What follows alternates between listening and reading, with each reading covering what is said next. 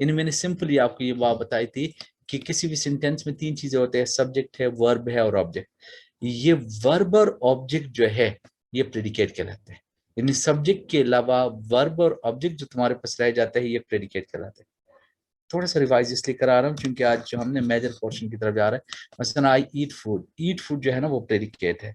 We advise या you advise में, advice में जो है ना ये प्रेडिकेट है। They kill an enemy, they subject है, किल एन एनिमी प्रेडिकेट है।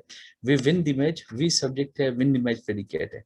आई टीच, टीच प्रेडिकेट है, लर्न प्रेडिकेट। ये याद है आप लोग को बात। फिर इसके बाद हमने क्लास की बात की हुई थी कि क्लास देखिएगा, क्लास क्या चीज है। यानी क्लास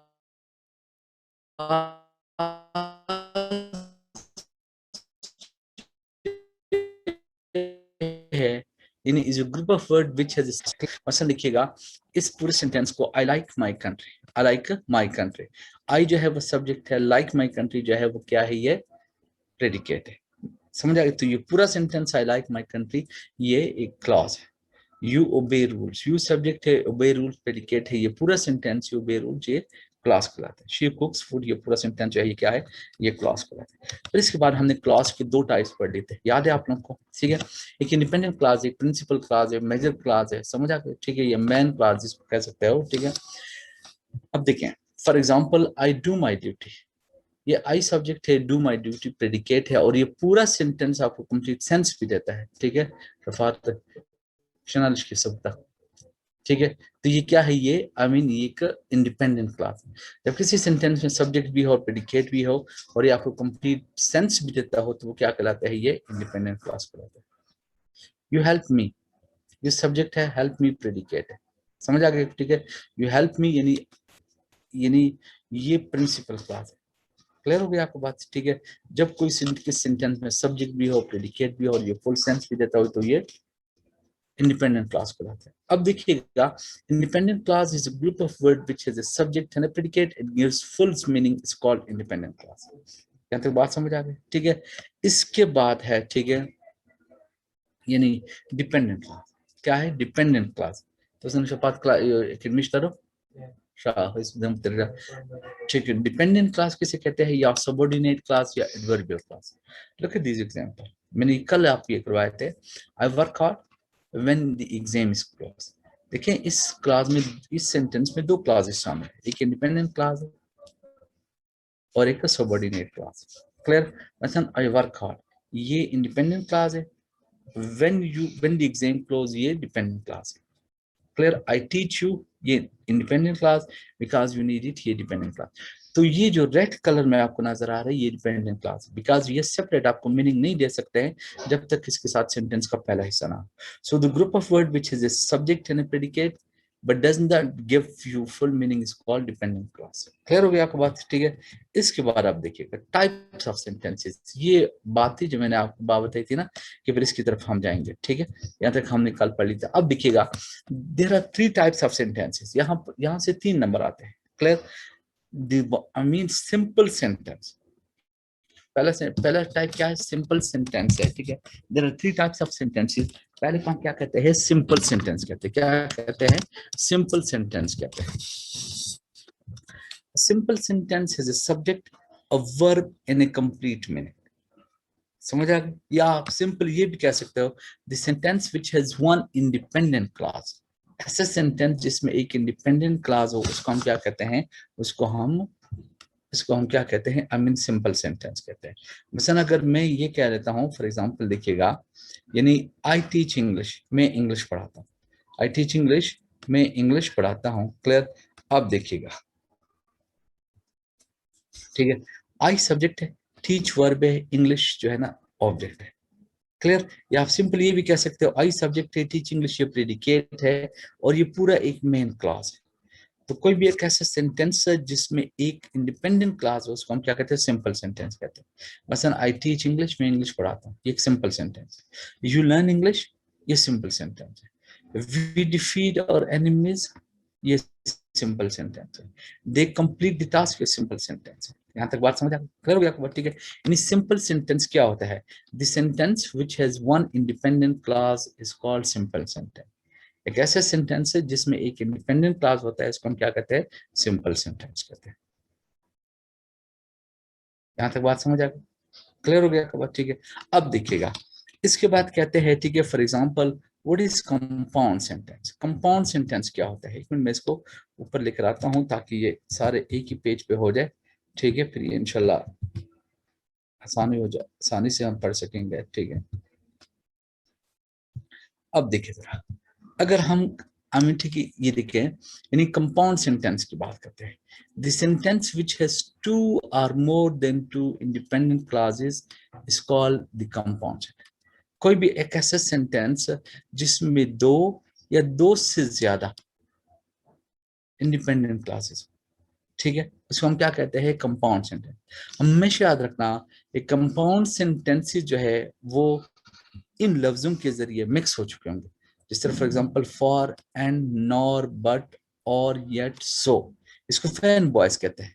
यानी फॉर, एफ से फॉर, ए से एन से नॉर, बी से बट, ओ से और, वाई से येट, एस से सो। क्लियर हो गया आपको बात, ठीक है। यानी द कंपाउंड सेंटेंस क्या है, मैं इसको नेक्स्ट पेज पे ले जाता हूँ, नहीं आ रहा एक पेज पे, ठीक है, ठीक है। यानी कंपाउंड सेंटेंस क्या होता है, ठीक है, कोई भी ऐसे सेंटेंस इसमें दो या दो से ज्यादा मेन क्लासेस मौजूद होते हैं, उनको हम क्या कहते हैं, ठीक है, कंपाउंड सेंटेंस कहते हैं।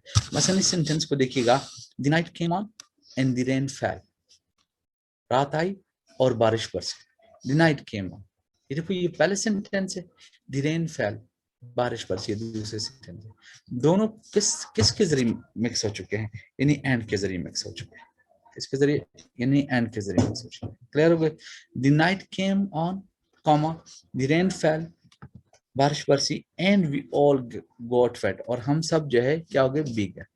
अब यहाँ पर इस सेंटेंस में जो है ना दो मेन सेंटेंस, यानी तीन मेन सेंटेंस, क्लियर।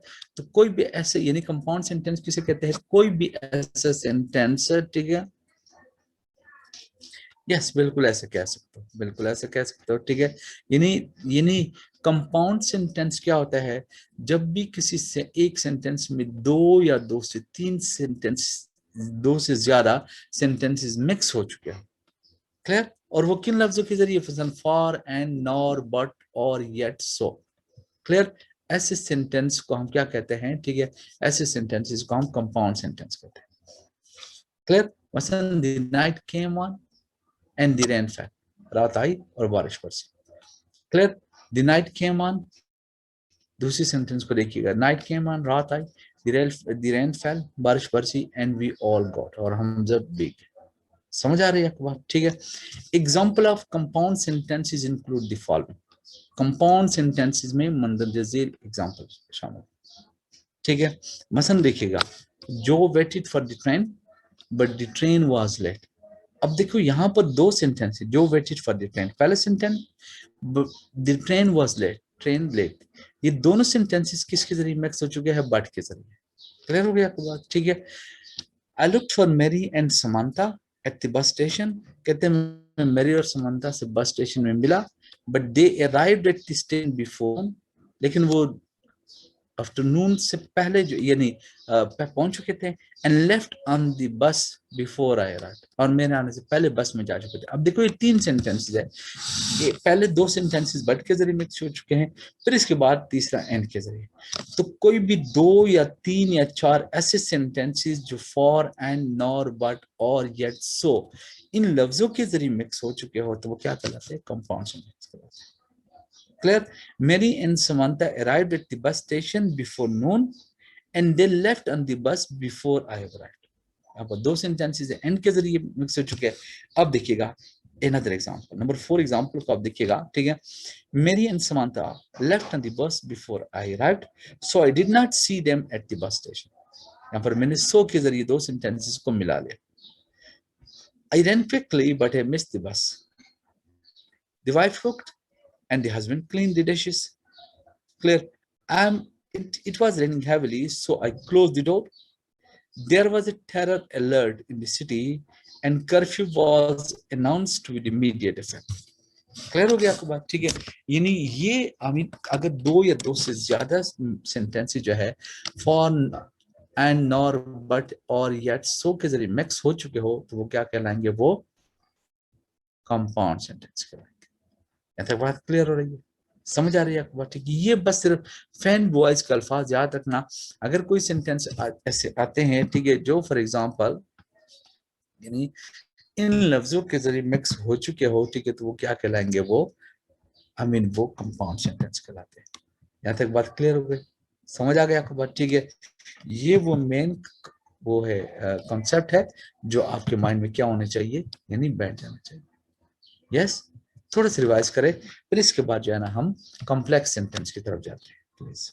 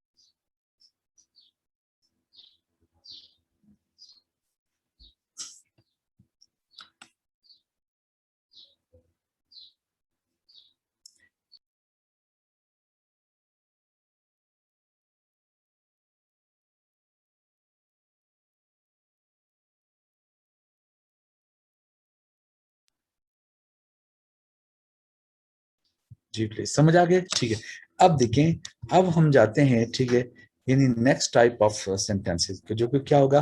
कंपाउंड, यानी कॉम्प्लेक्स सेंटेंस होगा। बड़े आसान है यार, ठीक है, बहुत आसान है, ठीक है। यानी आपने सिर्फ ये अल्फाज याद रखना है, ठीक है, इंशाल्लाह आपको बहुत आसानी के साथ क्या हो जाएंगे, समझ आ जाएंगे। ठीक है, एक मिनट, किसी की चेट आई है, ठीक है, ये देखें जी, इंशाल्लाह हो जाएगा। चलो दोबारा करवा दूंगा, ठीक है। अब देखिएगा, कहते हैं sentence which has one independent and one dependent clause is called complex sentence. कोई भी ऐसा सेंटेंस जिसमें एक डिपेंडेंट हो और एक इंडिपेंडेंट क्लॉज, उसको कॉम्प्लेक्स सेंटेंस कहते हैं। लेकिन इससे भी सिंपल बात आपको बताऊं कि ये देखिए, जो मैंने बनफशी कलर में अल्फाज किए हुए, after, although, as, because, before, even though, if, since, though, unless, until, when, whenever, whereas, wherever, while, अगर इन लफ्जों के जरिए कोई दो सेंटेंसेस ज्वाइन हो चुके हो तो वो क्या कहलाएंगे? वो कॉम्प्लेक्स सेंटेंस कहलाएंगे। ठीक है, I did not see them at the station because Mary and Simanta arrived at the bus station before noon. अब देखिए, इससे पहले यही सेंटेंसेस थे, लेकिन मैंने फैन वॉइस से मिक्स किए हुए थे। अब यहाँ पर जो है ना, फॉर एग्जांपल में ये देखिएगा, ये सबऑर्डिनेटिंग कंजंक्शन है, इसके जरिए मैं उसको मिक्स कर रहा हूँ। मैं दो सेंटेंस के बीच में इन लफ्जों में से कोई वर्ड लगा रहा हूँ। अब देखो, विकास के जरिए मिक्स हो चुके हैं, तो इस वजह से ये दो सेंटेंसेस क्या, ये पूरा सेंटेंस क्या कहलाएगा? ये कॉम्प्लेक्स सेंटेंस कहलाएगा। Joe realised that the train was late while ही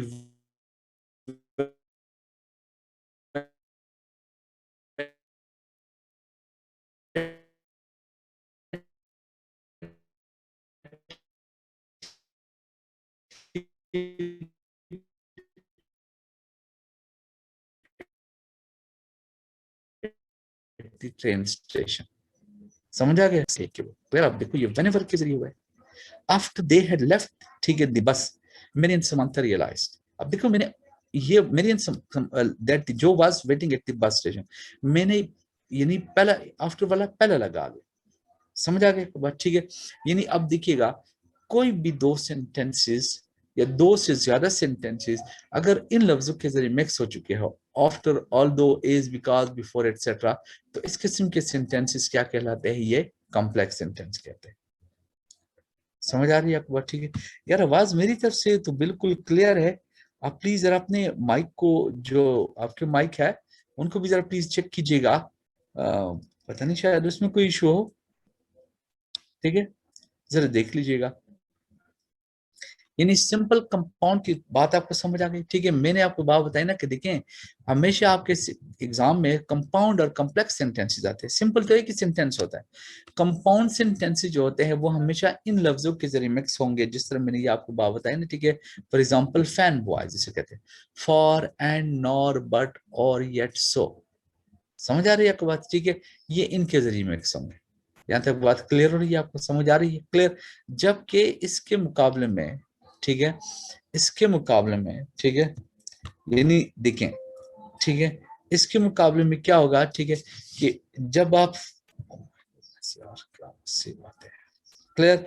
जबकि इसके मुकाबले में जो कॉम्प्लेक्स सेंटेंसेस हो गए, जो यहाँ पर मैंने लिखे हुए, कॉम्प्लेक्स सेंटेंसेस हमेशा इन सबऑर्डिनेटिंग कंजंक्शन के जरिए मिक्स होंगे। आफ्टर ऑल दो इज, बिकॉज, बिफोर, इवन दो। यहाँ तक बात समझ आ गई, बात क्लियर है। सो ये अल्फाज आपको याद होने चाहिए, फिर इंशाल्लाह आपको आसानी से ये चीज समझ आ जाएगी। अभी ये कहते, देखिए नीचे मैंने एक एक्सरसाइज बनाई हुई है जो बड़ी लंबी सी एक्सरसाइज है, ठीक है। कुछ कुछ के साथ मैंने चार पांच मैंने खुद किए हुए, ठीक है। कहते आइडेंटिफाई कंपाउंड, यानी कंपाउंड सेंटेंस की आइडेंटिफिकेशन क्या है कि दो सेंटेंस के बीच में फॉर एंड नॉर बट और येट सो होगा। एंड कॉम्प्लेक्स सेंटेंस, और कॉम्प्लेक्स सेंटेंसेस के बीच में क्या होगा, आफ्टर ऑल दो इज, दो बिकॉज, बिफोर, एटसेट्रा, ये होंगे, क्लियर। मसलन ये चार पांच सेंटेंसेस मैंने किए हुए हैं। They were poor and often suffered great hardships. अब यहाँ पर देवर पुअर, ये पहले सेंटेंस, often suffered great hardship, clear. अब देखो ये किसके जरिए मिक्स हो चुके, एंड के जरिए मिक्स हो चुके, तो ये कंपाउंड हो गया। He remarked how how imprudent the boy was. अब देखो ये हाउ, ये जो है ना सबऑर्डिनेटिंग कंजंक्शन है, तो ये कॉम्प्लेक्स सेंटेंस हो गया। The Prince slave his brother and became the king in his place. ये कंपाउंड सेंटेंस है, एंड के जरिए मिक्स हो चुके हैं। वॉक क्विकली, जल्दी जाइएगा, else you will not overtake them, ठीक है। अब देखिए ये एल्स के जरिए का मिक्स हो चुका है, तो ये कॉम्प्लेक्स सेंटेंस है। सिंपली ये अल्फाज आपको याद होने चाहिए, ठीक है। ऑटोमेटिकली जो है ना कॉन्सेप्ट तुम्हारे माइंड में क्या हो जाएगा, क्लियर हो जाएगा, क्लियर। अब यहाँ से जो है ना कि ये यहाँ से देखिएगा, जहाँ मेरा कर्सर पड़ा हुआ है, कहते यहाँ से आपने आइडेंटिफाई करना, this code cannot be mine for it is too big. ये सिंपल कंपाउंड है, कॉम्प्लेक्स है। This must not occur again और you will be dismissed, clear. We believe that he is innocent. यहां से लेकर ना, ठीक है, इन सेंटेंसेस को आप क्या करें, आप प्लीज एक नजर देख लीजिएगा कि सिंपल है या कंपाउंड है, क्लियर हो रही है आपको बात, ठीक है। मैं इसके साथ जरा नंबरिंग लगा लेता हूं, ठीक है, ताकि आप फिर मुझे नंबर के हिसाब से बता सकोगे, तो फिर मुझे भी चेक करने में आसानी होगी। प्लीज आप करते जाइएगा, ऊपर के फॉर्मूले को देखते जाइएगा, and you will feel easy. पहले पांच तक आप देख लीजिएगा, फिर इसके बाद हम आगे जाते हैं।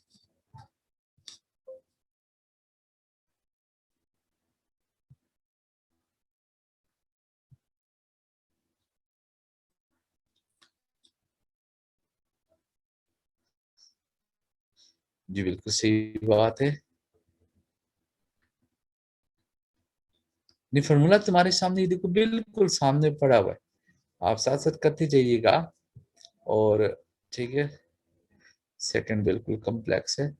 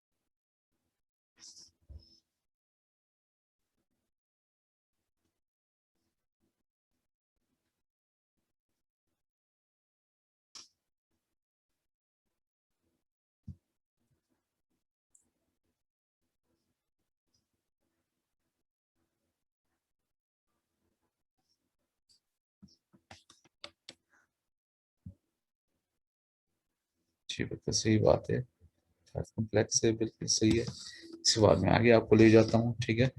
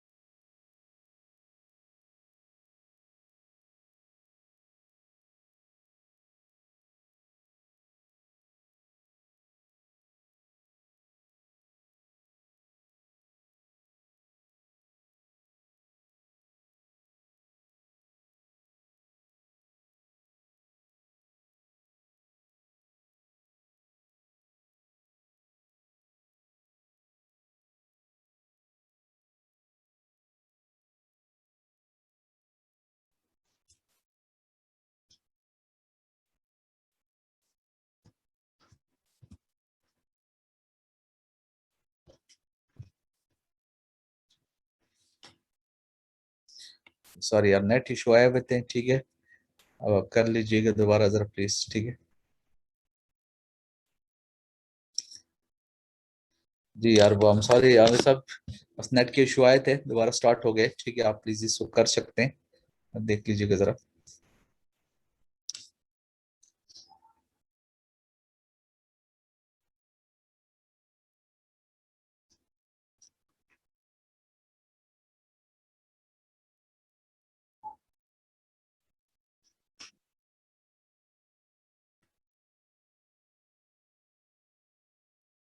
जी बिल्कुल सही है, बिल्कुल कंपाउंड है 13।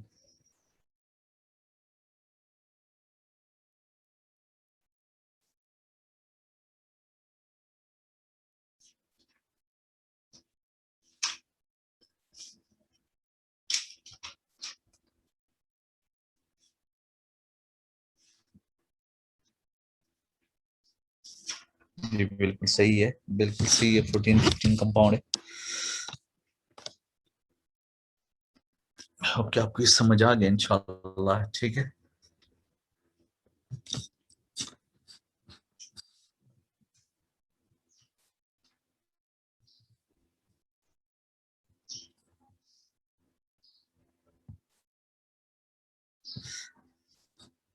नहीं देखें, ये स्टिल से कनेक्टेड हुआ है, स्टिल, ठीक है। 16 जो है वो कॉम्प्लेक्स है, एस से जो है ना सो तो बनता है, स्टिल नहीं, स्टिल जो है वो कॉम्प्लेक्स वाली बात हो जाएगी, ठीक है।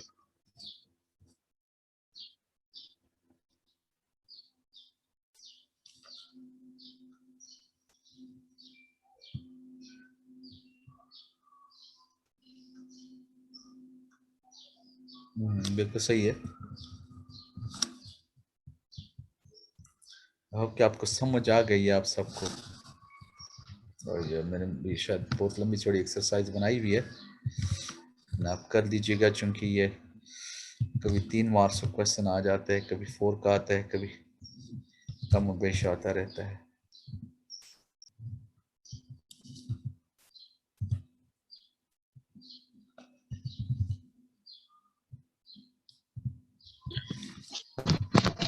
सर ये पेपर में एज एमसीक्यूज आते हैं? जी जी जी बिल्कुल, ये एमसीक्यूज के तौर पर आते हैं। इसी फार्मूला यार आपके माइंड में बैठ जाना चाहिए, क्योंकि प्रैक्टिस से तो लग रहा है इंशाल्लाह कि समझ आ रहे हैं, ठीक है। और ये इंशाल्लाह ये मुश्किल नहीं होंगी अभी आपके लिए।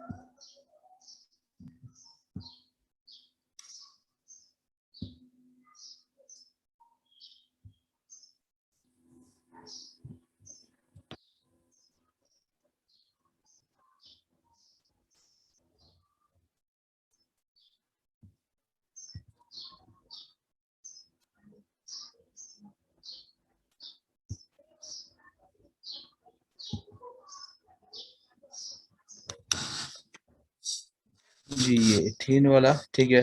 दे फॉट इज, अब ये देखें ऐसी डू ये एस के साथ कनेक्टेड हुए हैं, ठीक है। तो ये जो है ना ये कॉम्प्लेक्स सेंटेंस है। जी अगर आपको ये समझ आ गए तो please, yes it is simple, okay. आगे जाऊं, ठीक है।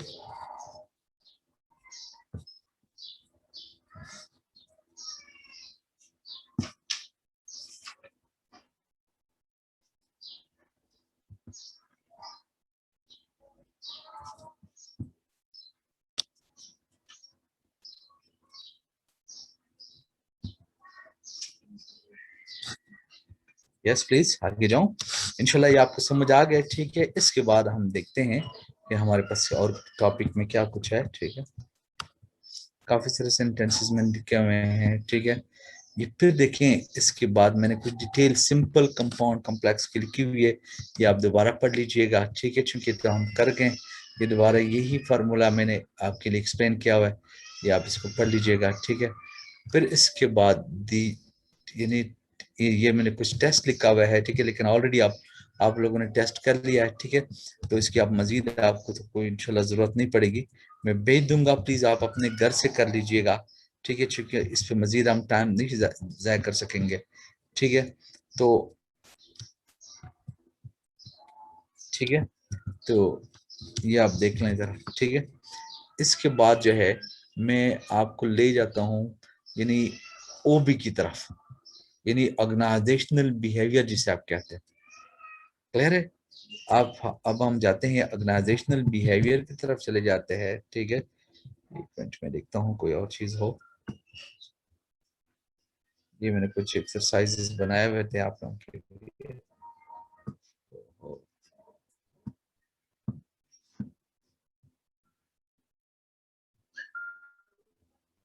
यस, ठीक है, ये कॉम्प्रिहेंशन है, ठीक है। तो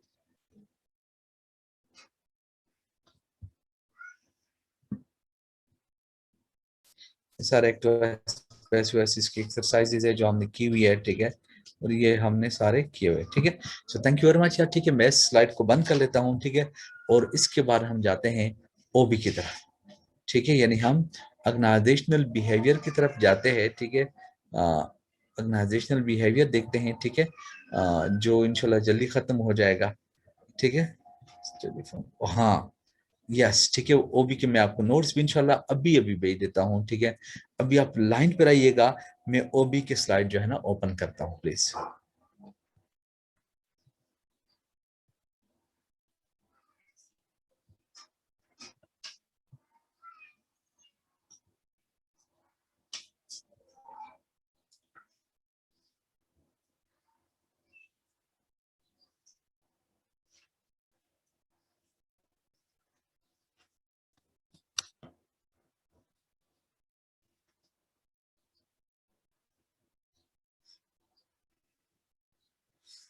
हाँ, ठीक है, इंशाल्लाह नहीं, अभी इंग्लिश में कुछ चीजें और भी है जो हमने करनी है, ठीक है, लेकिन आप वेट कीजिएगा जरा इसको बंद होने जाए।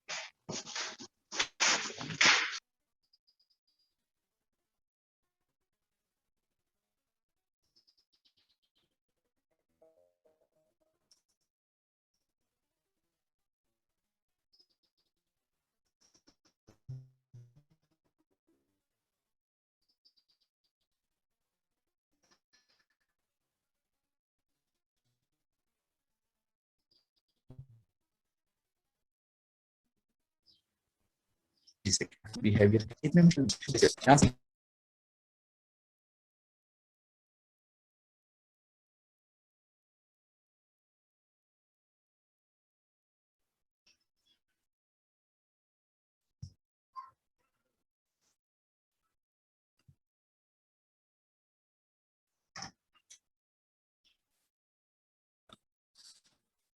ये भी अभी देख लीजिएगा जरा, ठीक है, कि मोटिवेशन क्या चीज है, व्हाट इज मोटिवेशन, क्लियर है।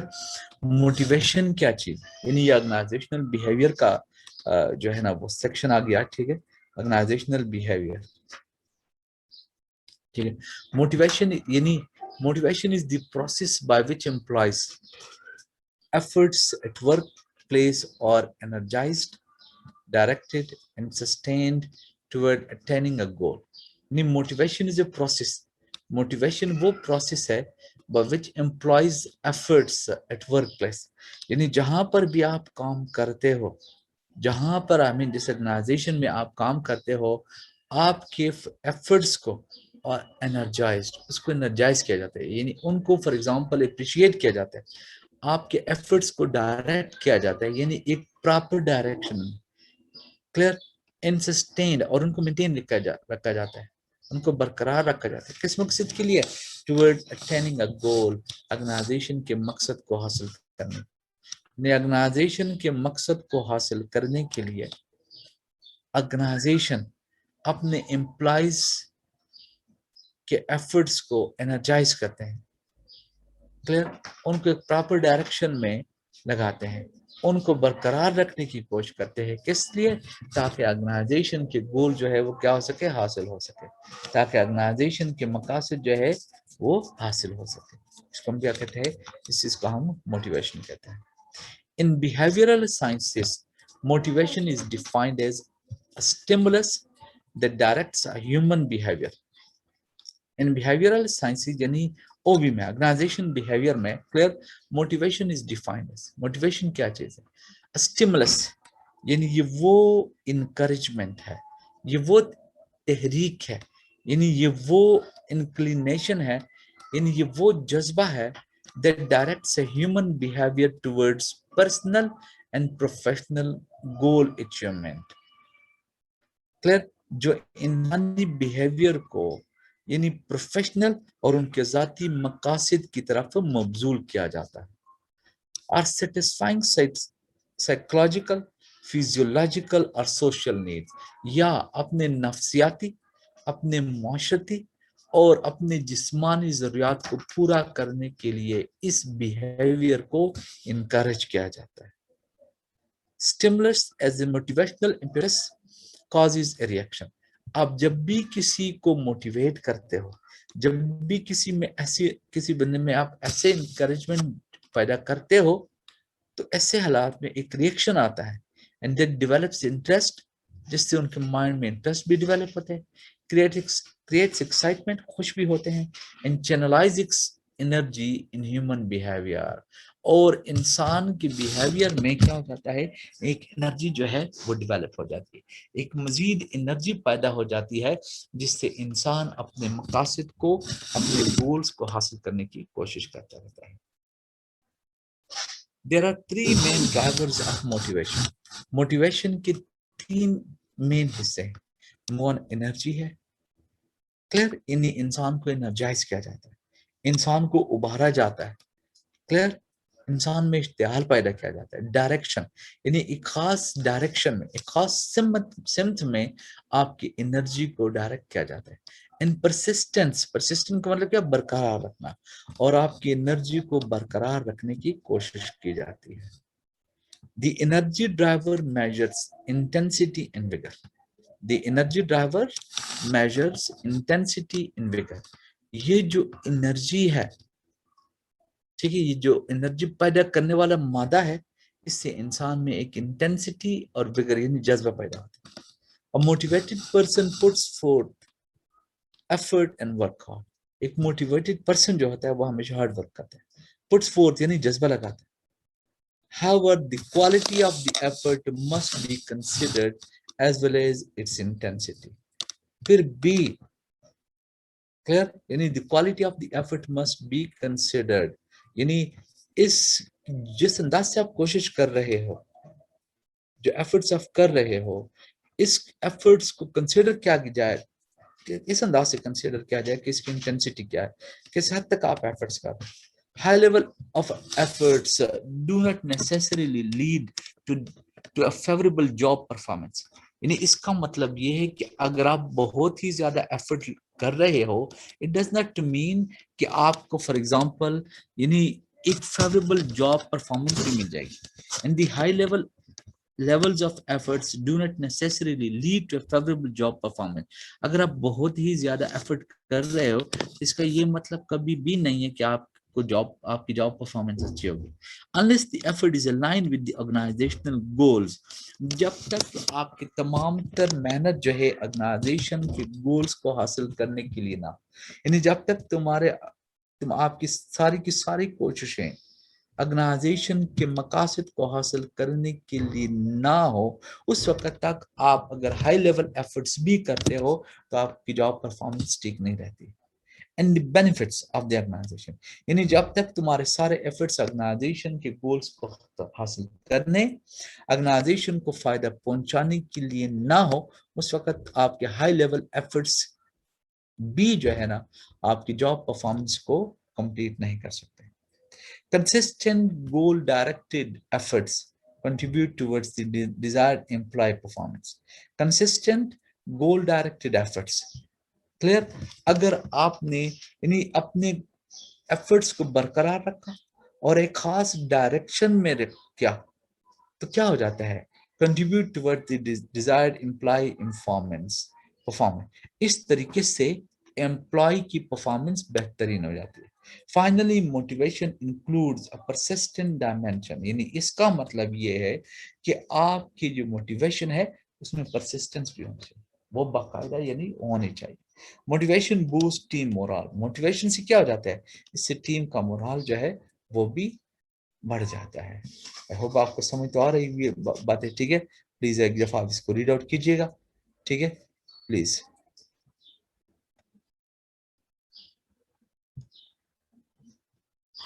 इस प्लीज रीड आउट कीजिएगा और फिर इसके बाद हम आगे जाते हैं।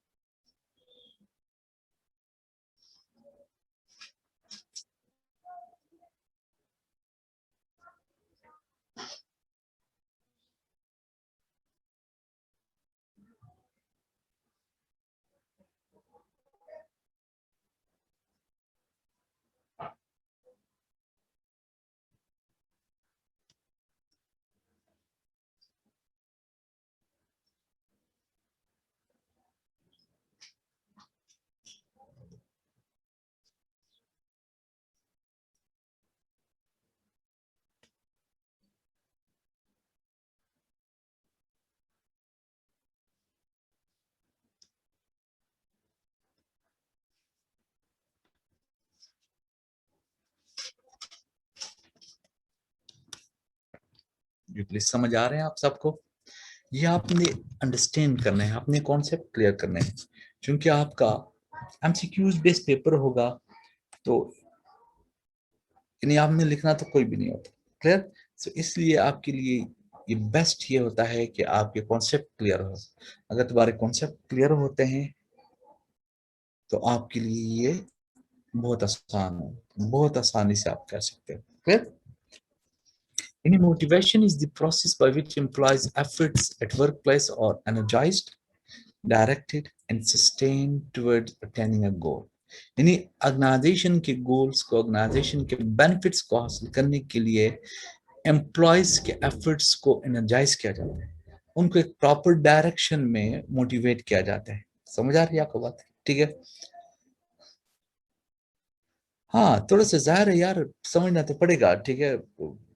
इंग्लिश में कॉन्सेप्ट है, इसमें भी कॉन्सेप्ट है। Clear? In behavioural sciences motivation is defined. जब आप ओबी पढ़ते हो तो उसमें मोटिवेशन क्या चीज? It is a stimulus that directs a human behaviour. It's a stimulus.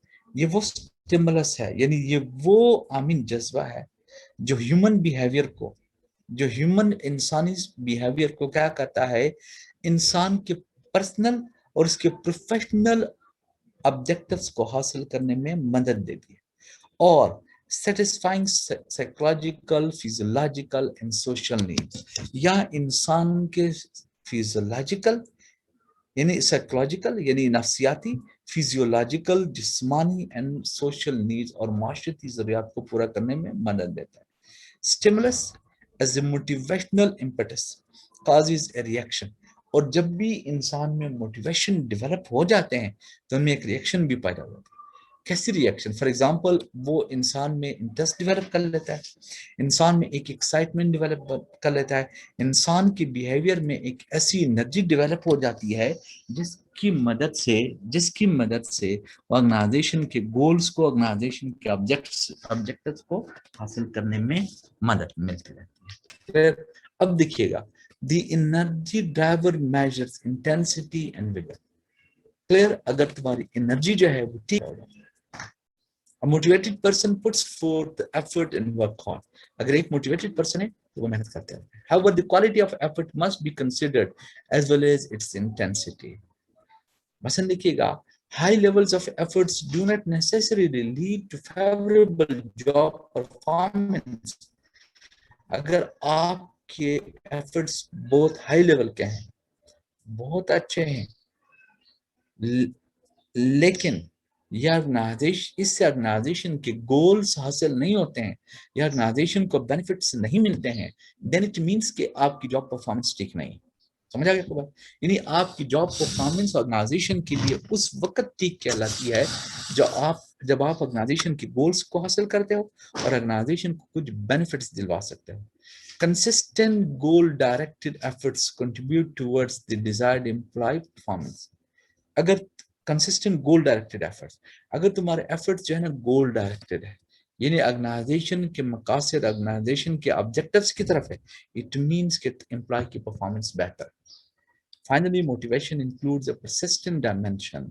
Clear, इसका मतलब ये है कि आपके एफर्ट्स में एक परसिस्टेंट यानी कंटिन्यूटी होनी चाहिए। Motivation boots team moral. Motivation से क्या हो जाते हैं, टीम के मोरल जो है वो बेहतर होते रहते हैं, आगे बढ़ते रहते हैं। समझ आ रही है? क्लियर है?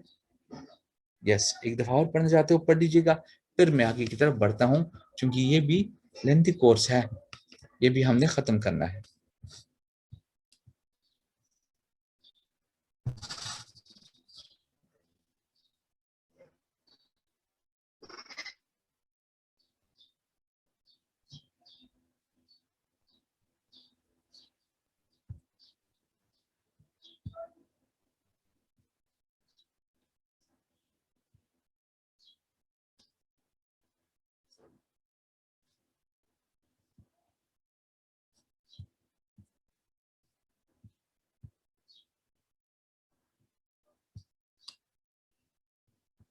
यस प्लीज आगे जाऊं। अब देखिएगा जरा, ठीक है। अब इसमें मोटिवेशन में कुछ थीरीज है, ठीक है, यानी there some theories about the motivation. यहाँ से थोड़ी सी बात आसान हो जाती है। नंबर वन इज, यानी पहली थ्योरी क्या है, मैस्लो नीड्स, यानी नीड्स, राकी नीड्स क्या है। Clear, best known theory of human motivation was enunciated by the US psychologist Abraham H. Maslow in 1943। in 1943 में मैस्लो ने, जो साइकोलॉजिस्ट थे, उन्होंने ह्यूमन मोटिवेशन के बारे में एक थ्योरी पेश की। The theory was widely recognized, लेकर 70 तक ये theories बहुत अच्छी यानी साबित होती रही है, especially among practicing managers। यानी खास तौर पर जो मैनेजर, वो मैनेजर जो आमीन ऑर्गेनाइजेशन में फॉर एग्जाम्पल यस निवास करते हैं, थोड़ा सा आई मीन थोड़ा सा, ठीक है, स्पेशली फॉर एग्जाम्पल वो मैनेजर, क्लियर, जो ऑर्गेनाइजेशन में रेगुलरली जॉब करते हैं, probably because it was law. ये थ्योरी जो थी ना, ह्यूमन लॉजिक पर थी, in human easy to understand, और समझने के लिए भी बहुत आसान थी। समझने के लिए भी क्या थी, बहुत आसान थी।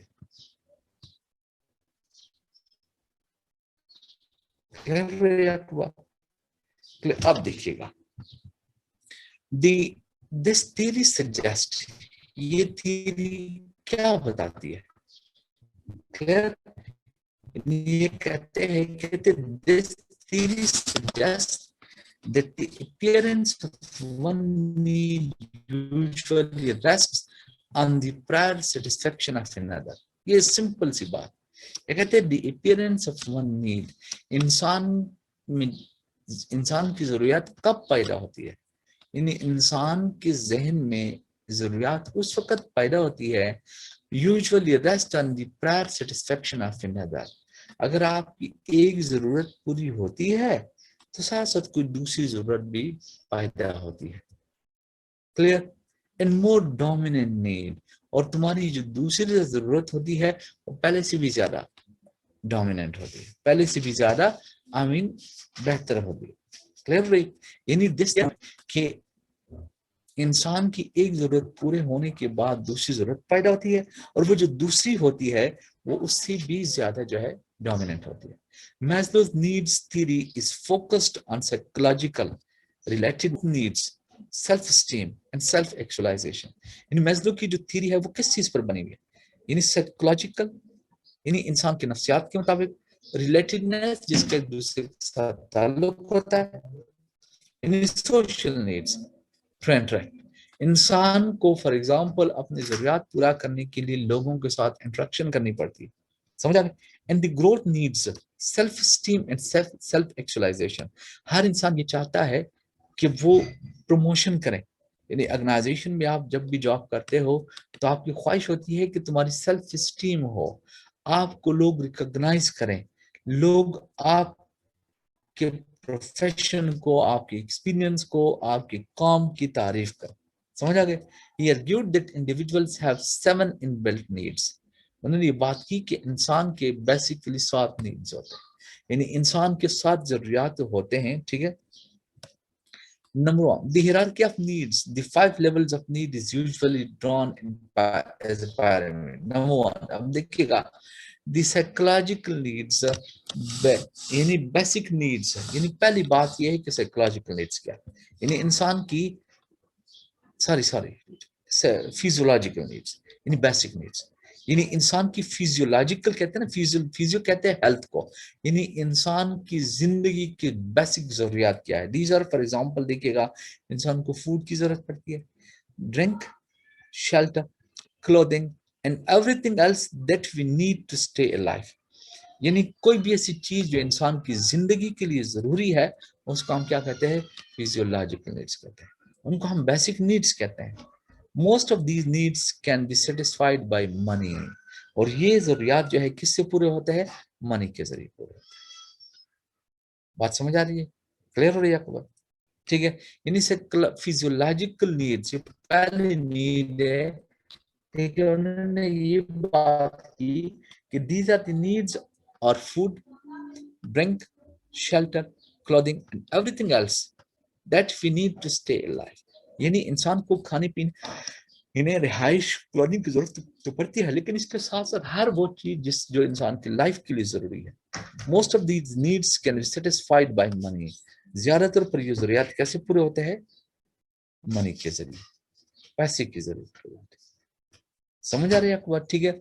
इसके बाद कहते हैं दी सेफ्टी नीड्स और सिक्योरिटी नीड्स, दूसरे नीड्स कौन से है, सेफ्टी नीड्स है और या सिक्योरिटी नीड्स आपसे कह सकते हैं, ठीक है। यानी सेफ्टी नीड्स या सिक्योरिटी नीड्स, क्लियर।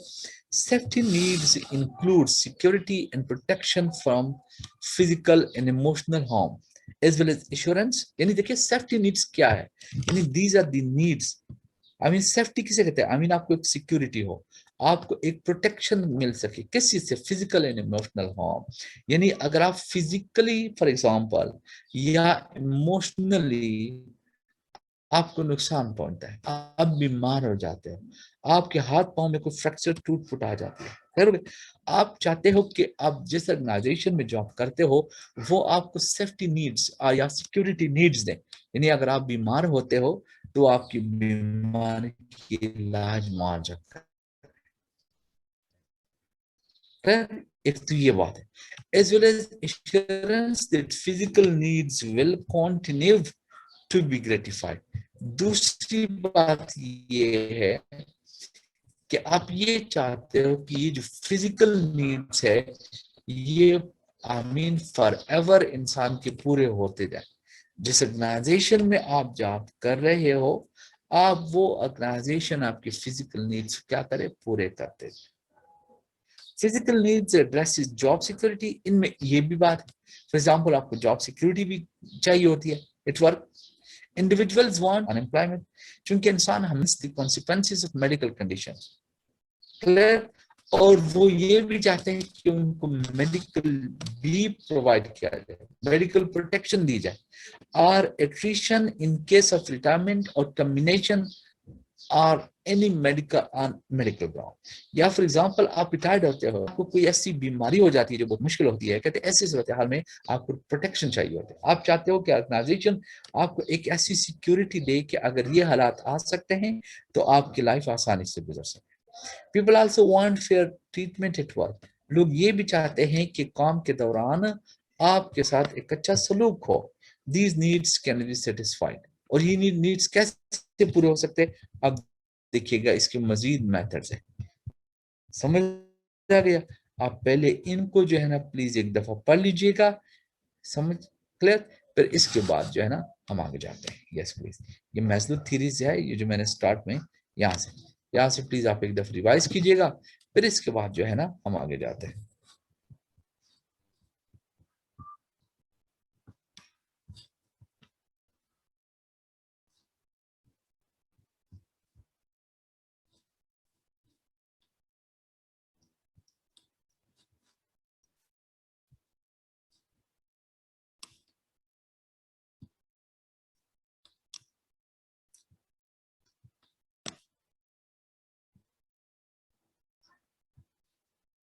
जी बिल्कुल, नमाज भी कर लेते हैं, ठीक है।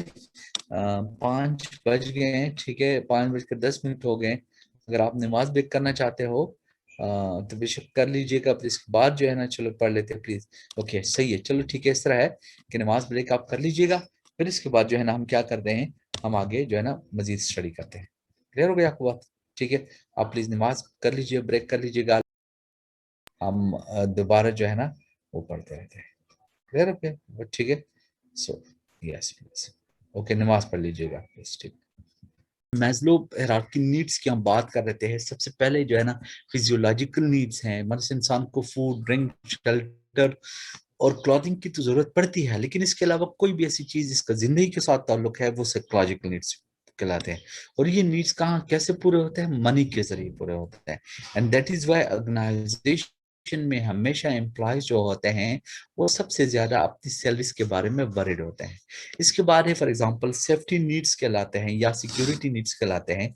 यानी एक तो फॉर एग्जांपल इंसान को फिजिकल सिक्योरिटी चाहिए, क्लियर।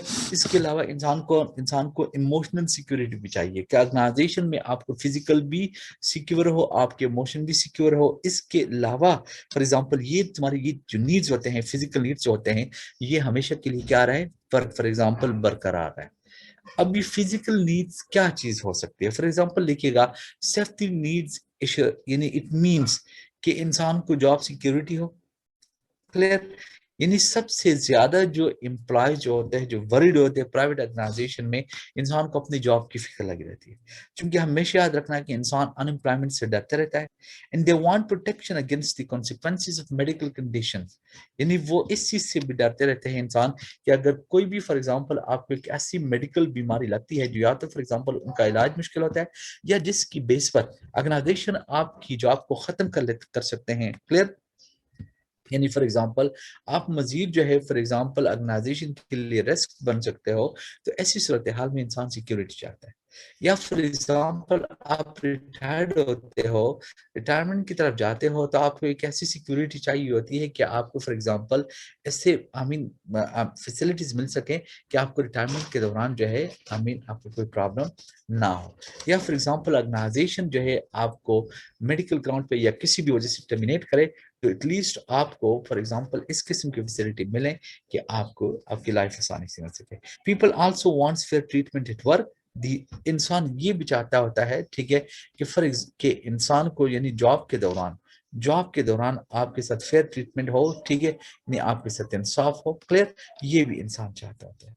ये नीड्स हमारे कैसे सेटिस्फाइड होते हैं? नंबर वन, फॉर एग्जांपल देखिएगा, अगर एम्प्लॉयमेंट लेजिस्लेशन हो, यानी एम्प्लॉयमेंट यानी जॉब में ऑर्गेनाइजेशन ने ऐसे रूल्स रेगुलेशन अपनाए हुए हो, ऐसे रूल्स रेगुलेशन बनाए हुए हो जिससे आपको जॉब सिक्योरिटी मिलती है, आपको रिटायरमेंट के बाद फॉर एग्जांपल पेंशन मिल सके, या आपको फॉर एग्जांपल ठीक है मेडिकल ग्राउंड पे कोई ना कोई ऐसी फैसिलिटी जरूर मिल सके, कोई ना कोई ऐसी फैसिलिटी आपको जरूर मिल सके जिसकी वजह से आप हमेशा के लिए सिक्योर रहते हैं, clear. An employment employs arrangement for a pension scheme for its employees and for treatment of its employees who are affected by illness and injury. बाज कहते हैं इंसान जॉब के दौरान किसी ऐसी इलनेस या ऐसी इंजरी का शिकार हो जाता है जिसकी वजह से ऑर्गेनाइजेशन वो उसकी जॉब को खत्म करने पे आ जाती है। तो कहते हैं इन चीजों से सिक्योरिटी चाहिए होती है, इन चीजों से इंसान को क्या चाहिए होता है, इंसान को सेफ्टी चाहिए होता है। समझ आ रही है आपको बात? ठीक है। इनदर क्या है, इनदर हामीन इंसान के क्या होते हैं, ठीक है, यानी इंसान के सोशल नीड्स होते हैं। इंसान के क्या कहलाते हैं? फॉर एग्जांपल कुछ सोशल नीड्स कहलाते होते हैं, यानी सोशल नीड्स होते हैं, ठीक है। यानी हर इंसान चाहता होता है, ठीक है, हर इंसान की ये ख्वाहिश होती है। Social needs include needs for affection, belongingness and acceptance which focuses on the interaction with the other people. यानी हर इंसान चाहता है अफेक्शन, हर इंसान एक चाहता है कि उनके साथ अफेक्शन हो, यानी जिस ऑर्गेनाइजेशन में वो जॉब कर रहा है वो ऑर्गेनाइजेशन उसके साथ अच्छा बर्ताव करे, वो ऑर्गेनाइजेशन उसको कबूल करे, बिलोंगिंगनेस हो, एक रिश्ता हो, एन एक्सेप्टेंस हो, यानी ऑर्गेनाइजेशन तुम्हारी बिहेव ऑर्गेनाइजेशन आपके प्रोफेशनलिज्म को, आपके जॉब को, आपके इमोशंस को एक्सेप्ट करे। focuses on the interaction with the other people. Clear? और हर इंसान ये चाहता है कि दूसरे लोगों के साथ आपकी इंटरेक्शन हो, and to be part of a social group, और आप ये भी चाहते हो कि इंसान सोशल ग्रुप का हिस्सा हो, बिकॉज हमेशा याद रखना कि इंसान तन्हाई की वजह से इन्हें डैमेज हो जाता है। At work, social needs can be met by working with bosses. यानी जब आप किसी ऑर्गेनाइजेशन में काम करते हो तो आप सोशल नीड्स हमारे कैसे पूरे होते हैं, مثلا आप अपने बॉस के साथ काम कर सके, सबॉर्डिनेट्स के साथ काम कर सके, पीयर्स जो तुम्हारे इक्वल होते हैं उनके साथ आप आराम से काम कर सके, इन अदर कोलीग्स और दूसरे कोलीग्स के साथ, ताकि आपको एक सोशल लाइफ फील हो, आपको तन्हाई फील ना हो। However, the way in which work is organized has an important effect on whether the social needs of employees are fully met. However, the way, लेकिन फिर भी the way in which work is organized यानी जिस अंदाज से काम करना पड़ता है has an important effect on, यानी जो ऑर्गेनाइजेशन का जो वर्किंग एनवायरनमेंट है इसका इंसान के सोशल नीड्स पर भी एक मुकम्मल असर होता है। यहाँ तक बात समझ आ रही है? क्लियर हो गया आपको बात? ठीक है, यानी सोशल नीड्स का मतलब ये है कि इंसान ये चाहता है कि जिस तरह हम ऑर्गेनाइजेशन को अपना समझते हैं इस तरह ऑर्गेनाइजेशन भी हमें अपना समझकर हम समझे। क्लियर हो गया? ऑर्गेनाइजेशन हमारे साथ अफेक्शन रखे, एक ताल्लुक रखे। क्लियर? इट मीन्स कि आप जब भी वर्क के दौरान, अपने वर्किंग एनवायरनमेंट के दौरान आपके अपने बॉस के साथ ताल्लुकात हो, सबॉर्डिनेट के साथ हो, पीयर्स के साथ हो, दूसरे कलीग्स के साथ हो, लेकिन ऑर्गेनाइजेशन का जो वर्किंग एनवायरनमेंट है ये इंसान की सोशल लाइफ पर एक बहुत बड़ा असर डालती है। इस वजह से वर्किंग एनवायरनमेंट ऐसे होने चाहिए जो इंसान की सोशल लाइफ को बेहतरी की तरफ लेकर आ सके। Clear? Another one is called, esteem needs. Esteem needs क्या कहलाते हैं? What are esteem needs? Esteem needs consist of intrinsic esteem factors such as self-respect, autonomy, and achievement, and external esteem factors such as status, recognition, and attention. यानी esteem needs क्या होते हैं? Consist of intrinsic esteem factors such self respect. हर इंसान चाहता है कि उनकी सेल्फ रिस्पेक्ट हो, ऑटोनॉमी हो, यानी इंसान के पास कोई ना कोई पावर हो, एन अचीवमेंट, और आप आमीन कामयाबी हासिल कर सकें, एन एक्सटर्नल स्टीम फैक्टर, और दूसरे इसके साथ सिर्फ एग्जाम्पल आपके आपके स्टेटस हो, आपको रिकॉग्नाइज किया जाए, लोग आपको अटेंशन दे सके, लोग आपकी बात को बदगौर से सुने और आपकी बात को आमीन मान सके। यानी हर इंसान की ख्वाहिश होती है कि सेल्फ रिस्पेक्ट भी हो, ऑटोनॉमी भी हो, आपको आमीन कामयाब होने का चांस भी मिल सके, इन अचीवमेंट भी मिल सके, इसके अलावा आपके पास एक स्टेटस भी हो, आपकी प्रोफेशनल नॉलेज को रिकॉग्नाइज भी किया जाए, आपके एक्सपीरियंस को माना जाए, लोग आपकी बात की तरफ तवज्जो दें और आपकी बात को सुनें। esteem needs can be met by promotion. अब ये esteem needs जो है ये कैसे पूरे हो सकते हैं? अगर ऑर्गेनाइजेशन आपको प्रमोट करती रहती है, and by the status of the job, और जो जॉब आप करते हो उस जॉब की माशरे में, सोसाइटी में वो जॉब आपको एक स्टेटस दे सके, यानी उस जॉब को लोग रिकॉग्नाइज करें, उस जॉब को लोग मान लें। However, promotion only offers short term esteem. लेकिन प्रमोशन जो है इससे बिल्कुल सिर्फ शॉर्ट टाइम स्टीम मिलती है, शॉर्ट टाइम आई मीन कामयाबी मिलती रहती है। In the long term individuals get esteem from their work by having some say in how the work is organized. Clear? लेकिन लॉन्ग टर्म में इंसान को सेटिस्फेक्शन कहाँ से मिलती है? काम से। अगर इंसान के पास एक मुतवातिर काम हो, कंटिन्यूटी के साथ काम हो, क्लियर, तो उस चीज से जो है ना इंसान को क्या मिलती रहती है? एक सेटिस्फेक्शन मिलती रहती है। क्लियर? ये इंसान के नीड्स होते हैं जो इंसान चाहता है कि हर सूरत में पूरे हो सके। द नेक्स्ट वन है क्या है? नेक्स्ट है for example self actualisation needs होते हैं। Self actualisation need, what are the self actualisation needs? Clear? आप पहले सोशल नीड्स और स्टीम नीड्स को प्लीज एक दफा पढ़ लीजिएगा, फिर हम जो है ना इसके बाद जो है इन सेल्फ एक्चुअलाइजेशन नीड्स की तरफ जाते हैं। प्लीज एक मिनट के लिए आप रिवाइज कीजिएगा, फिर इसके बाद जो है ना हम आगे जाते हैं।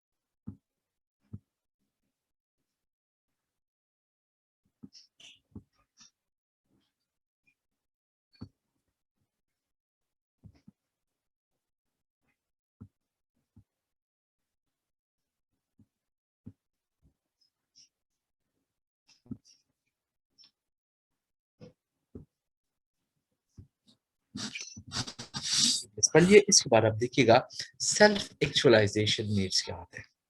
बड़ा सेल्फ एक्चुअलाइजेशन नीड्स, ठीक है, कहते हैं the self actualisation is the highest order of human needs, यानी इंसान के सबसे हाईएस्ट नीड्स होते हैं of growth for achieving one's potential and self fulfilment. Clear, हर इंसान ये चाहता है कि उनकी फुलफिलमेंट हो, यानी एक तकमील तक, यानी उनकी तमाम तर बातें जो है, उनकी तमाम तर नीड्स जो हैं, तो उनको तकमील मिल सके, उनकी तमाम तरफ जो है ना नीड्स पूरे हो सके। Self actualisation is a motivational need which arises after the lower order, ठीक है, साइकोलॉजिकल।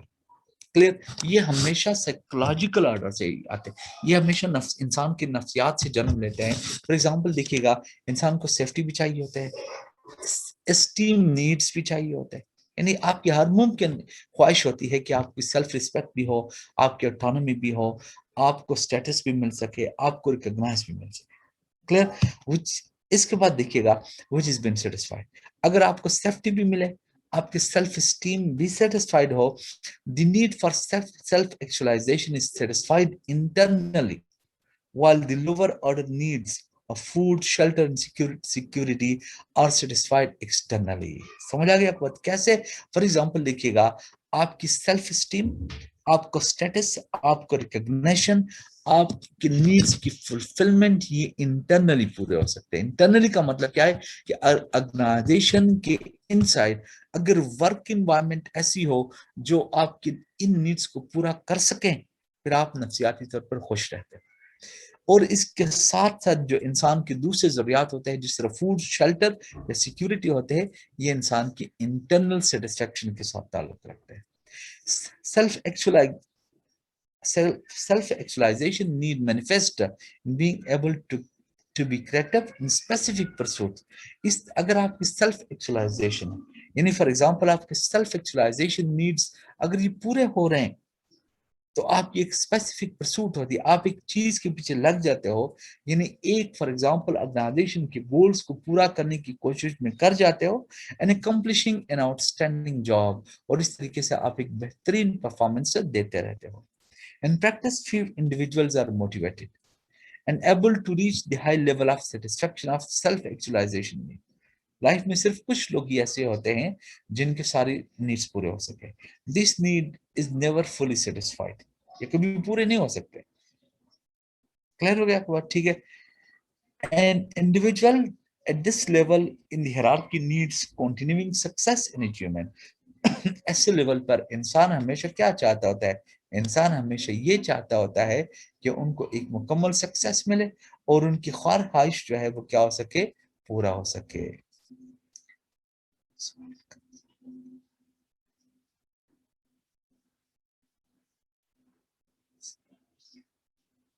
यस, वो तो देखिए, मैंने आपका अभी ये बात आपकी यहाँ पर आ गई है कि देखिए सेल्फ एक्चुअलाइजेशन यानी इंसान के नीड्स तो कभी फुलफिलमेंट की तरफ नहीं जाते हैं। समझा कि हम हमारी नीड्स मुकम्मल पूरे नहीं हो सकते हैं, लेकिन जब आपकी सेल्फ एक्चुअलाइजेशन भी कुछ हद तक तकमील की तरफ आ जाता है, इस मौके पर इंसान की ख्वाहिश होती है कि उनको हर मुकाम पर कामयाबी और अचीवमेंट मिल सके। क्लियर, प्लीज इसको एक दफा रिवाइज कीजिएगा।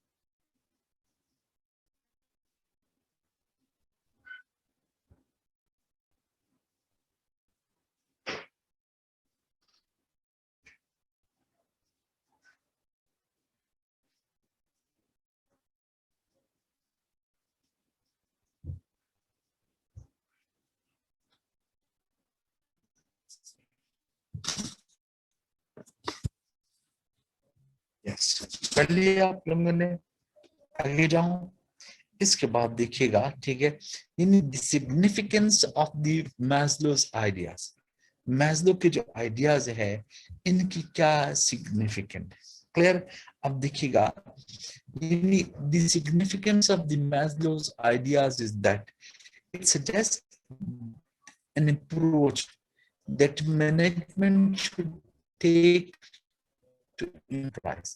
पहली बात ये है कि ऑर्गेनाइजेशन को ये सजेस्ट करती है कि ऑर्गेनाइजेशन अपने एम्प्लॉयज को क्या करते रहे, ऑर्गेनाइजेशन हमेशा अपने एम्प्लॉयज को मोटिवेट करते रहे, ऑर्गेनाइजेशन हमेशा एम्प्लॉयज को क्या करते रहे, इन्हें मोटिवेट करते रहे, क्या करते हैं, that lower level needs जो होते हैं, जो बेसिक नीड्स कहलाते हैं, जैसे फूड है, ड्रिंक है, क्लोथिंग है, शेल्टर है, या कोई भी ऐसी चीज जिसका लाइफ के सस्टेंस के साथ ताल्लुक हो, तो वो चीजें पूरी हो।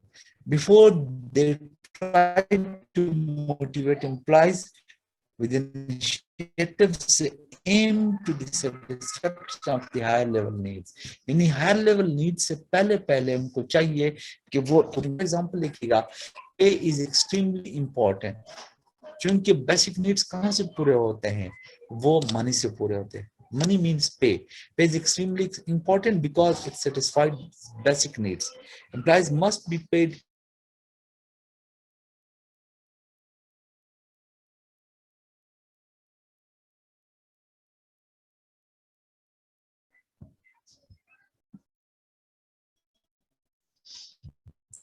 ठीक है, ये नेट के इश्यूज आ रहे हैं, ठीक है। यानी एम्प्लॉइज को जो है ना, फॉर एग्जांपल क्या मिलनी चाहिए, इतनी सैलरी मिलनी चाहिए कि उनके बेसिक नीड्स पूरे हो सके, जिस तरह फूड है, शेल्टर है, ड्रिंक्स है, ठीक है, क्लॉथिंग है, लाइफ को बरकरार रखने के लिए जो चीजें चाहिए होती है वो बेसिक नीड्स कहलाती है। और इसके लिए एम्प्लॉइज को बेसिक बेस्ट पे मिलनी चाहिए, clear। Unless employees feel secure in their job, there is no point in trying to increase motivation। अगर जब तक इंसान को सिक्योरिटी ना मिले, यानी यानी फॉर एग्जांपल सेफ्टी ना मिले, आपको फिजिकल सेफ्टी ना मिले, आपको इमोशनल सेफ्टी ना मिले, आपको जॉब सिक्योरिटी ना मिल सके, समझ आ गया, उस वक्त तक एम्प्लॉय मोटिवेटेड नहीं होते। फॉर एग्जांपल कैसे, through their job design and improve social interaction. इंसान को जॉब में प्रमोशन भी मिलनी चाहिए, वर्किंग आवर्स, ये वर्किंग कंडीशंस ऐसे होने चाहिए जो इंसान, जिससे इंसान मुतमईन हो सके, और जॉब के दौरान इंसान के सोशल इंटरेक्शन भी होना चाहिए। क्या होनी चाहिए, सोशल सोशल इंटरेक्शन भी होनी चाहिए, ताकि एम्प्लॉयज सिक्योरिटी हासिल, यानी making individual feel part of A group. यानी इंसान की सोशल नीड्स पूरे होने चाहिए, इंसान को फील हो कि ऑर्गेनाइजेशन में आपके साथ सारे, यानी सीनियर जूनियर जो है ना, ताल्लुक रख रहे हैं, बिलोंगिंगनेस है, ठीक है, satisfying your needs for steam and status. इस तरीके से इंसान के स्टीम नीड्स, यानी सेल्फ रिस्पेक्ट, और इंसान के जो स्टेटस के रिस्पेक्ट्स होते हैं वो क्या होते हैं, वो पूरे होते रहते हैं। क्लियर, प्लीज इसको जब रिवाइज कीजिएगा, फिर इस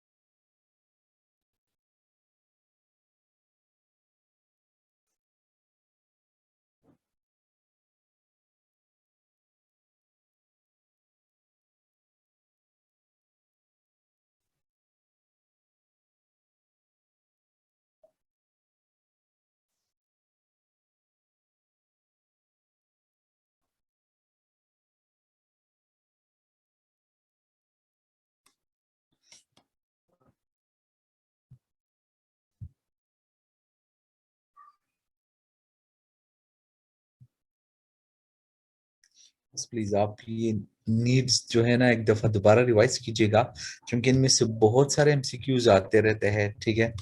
और अगर ये आपको सारे एक दफा माइंड में फ्रेश हो जाते हैं, यहाँ से आप पढ़ लीजिएगा प्लीज।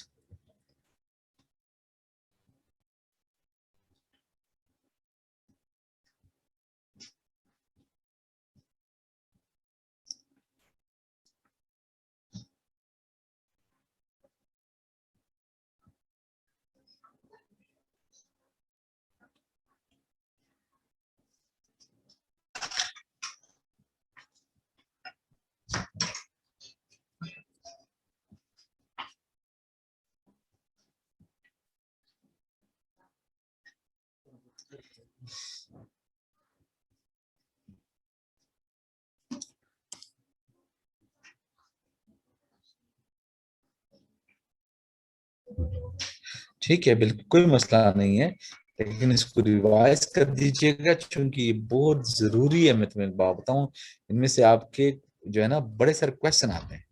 आप इसको प्लीज एक दफा फिर रिवाइज कीजिएगा। क्लियर? बल्कि मेजलो के जो है ना ये स्टॉर्सिन की थ्योरी को पढ़ लीजिएगा, फिर इसके बाद जो है ना आप जो 7 नीड्स उन्होंने ह्यूमन नीड्स बताए हुए हैं, तब आपको ये समझ आ सकते हैं। उनकी डेट याद याद रखते जाइएगा कि ये 1943 में इन्होंने थ्योरी सजेस्ट की हुई थी। क्लियर? क्योंकि ये एमसीक्यूज बेस्ड पेपर होता है, और वहां से जो है ना, यस इंशाल्लाह ये भी हो जाएंगे, ये भी हो जाएंगे इंशाल्लाह।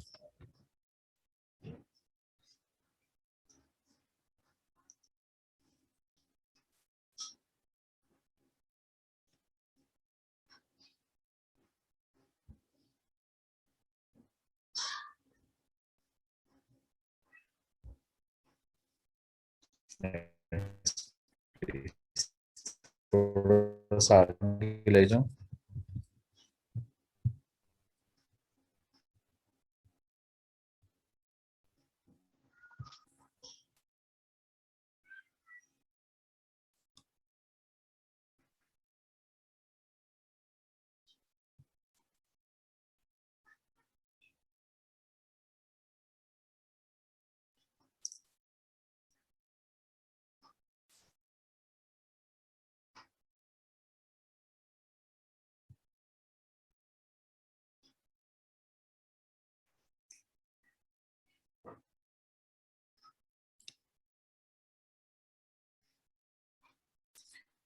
प्लीज आगे आगे कर लो, फॉरवर्ड थोड़ा सा। बहुत इंपॉर्टेंट मैं बताऊं, ये जो है ना इसमें से आपके बहुत सारे एमसीक्यूज आएंगे।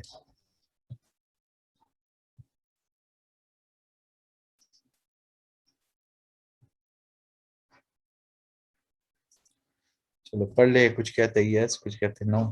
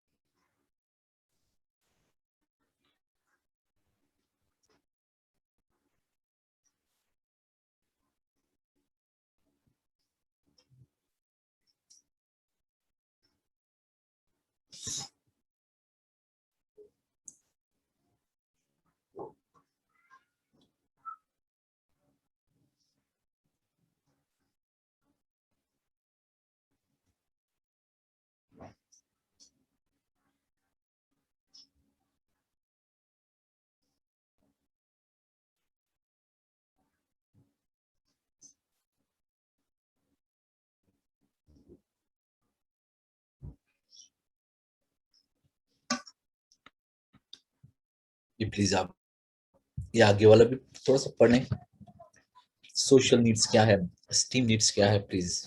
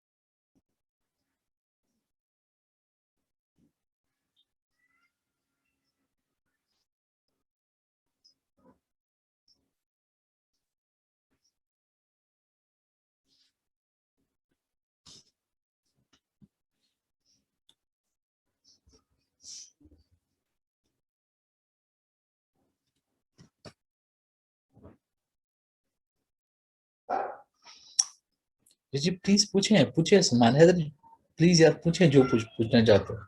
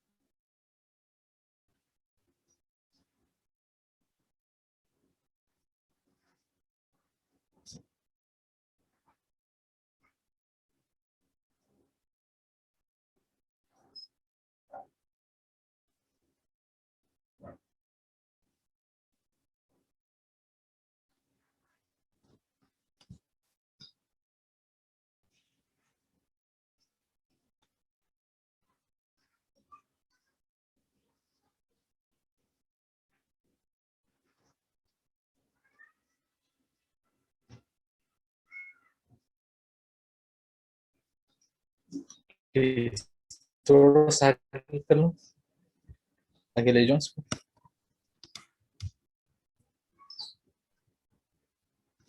सेल्फ एक्चुअलाइजेशन इसको कर लें।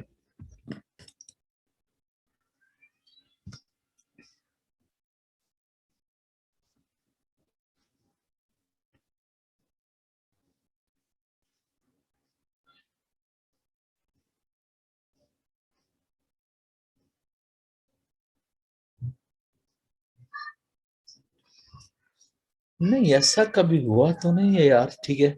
जब से मैं पढ़ा रहा हूँ यार, ठीक है, वेरी ऑनेस्टली यार,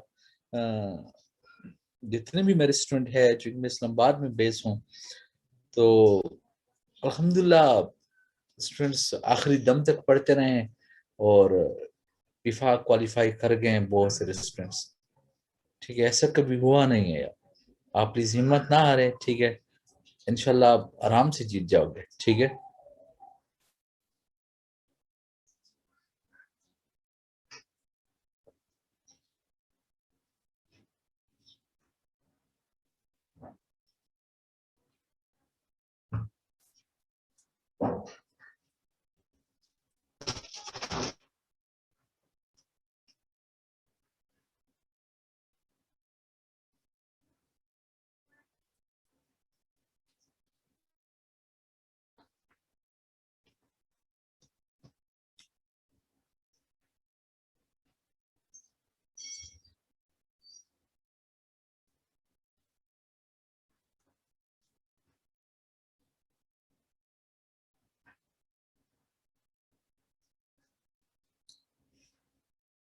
देखिए, मैं इस बारे में तो नहीं कह सकता हूँ, अभी तो आप लोगों के साथ मेरी पहली क्लास है, ठीक है। सबकी अपनी लाइफ भी होती है, कुछ ऐसी जरूरियात होती है कि बाज़ औक़ात मौका नहीं मिलता या क्या कुछ होता है, ठीक है। लेकिन आज तक जितने भी स्टूडेंट ने मेरे साथ पिफा स्टार्ट किया हुआ है, अल्हम्दुलिल्लाह वो जो है ना कामयाब हो चुके हैं, ठीक है। उन्होंने पिफा कंप्लीट, ठीक है।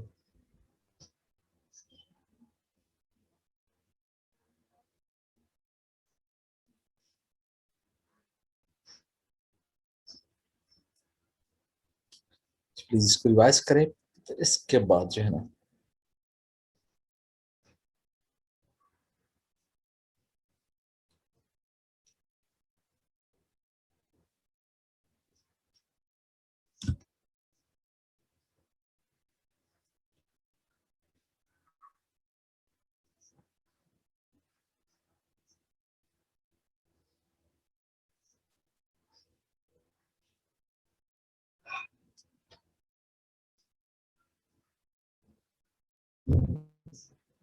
अस्सलाम वालेकुम।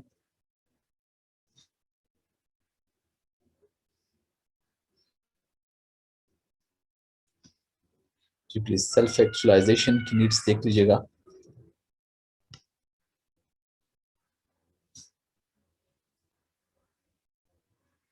जी जी, वो भी आएंगे और हम उनको भी इंशाल्लाह वो रिवाइज करेंगे, ठीक है।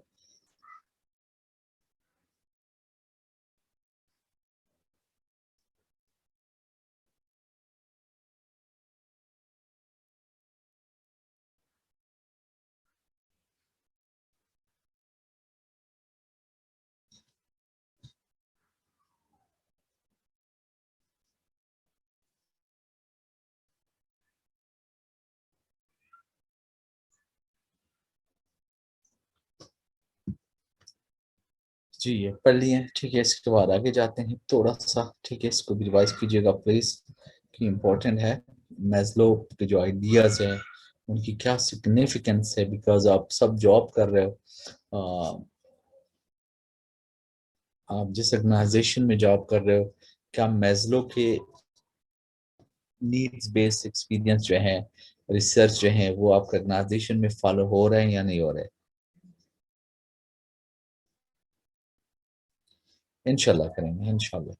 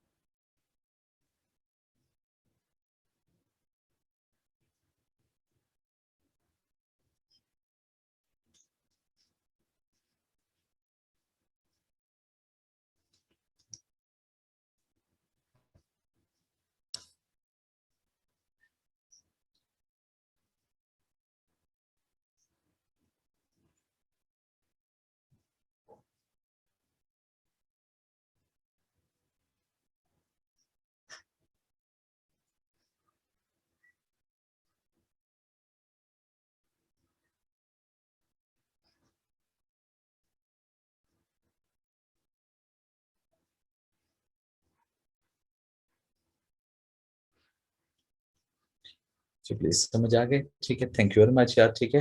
इंशाल्लाह मैं आपको ये स्लाइड अभी भेज भी दे देता हूँ, ठीक है।